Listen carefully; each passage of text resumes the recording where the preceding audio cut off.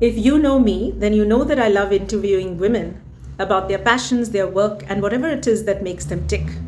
Today I'm going to be chatting with Rinea Dourado, an exceptionally talented artist from Goa who has transformed her sacred living space into an artistic masterpiece. Here's a little peek right behind me of some of her artwork. Come join me on this fun journey. First time I got into art or started painting was when I was nine years old. That's because of my art teacher.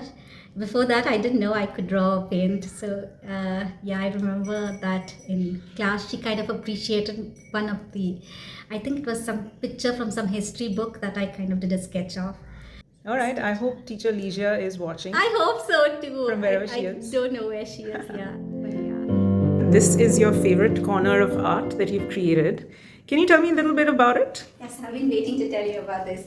Okay, this is blue bottles, and I love doing blue bottles because for me, they represent life. So for me, each blue bottle is like a person, and I love people. So yes, and the bottles are different shapes.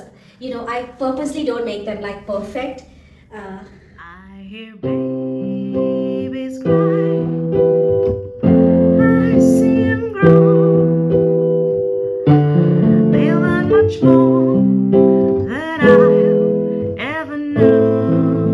When I visited Renea's home in early 2024, it was all white walls.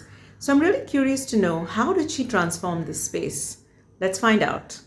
It's about a year old.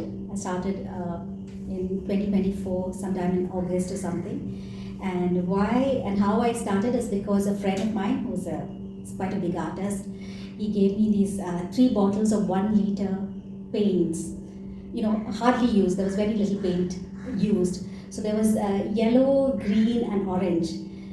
So I had these 3 bottles of paint, and it was good quality paint. And my walls were looking, they needed a coat of paint. So I thought I would use those colors. And there were some other small bottles of brown, and there was blue and white. Black also was there. So I started with doing one wall, and I am like that. I just flow.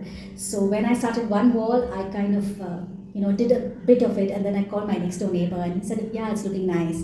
So that kind of encouraged me to do the full wall, and then I did another wall, and then the theme started like taking shape. It kind of evolved.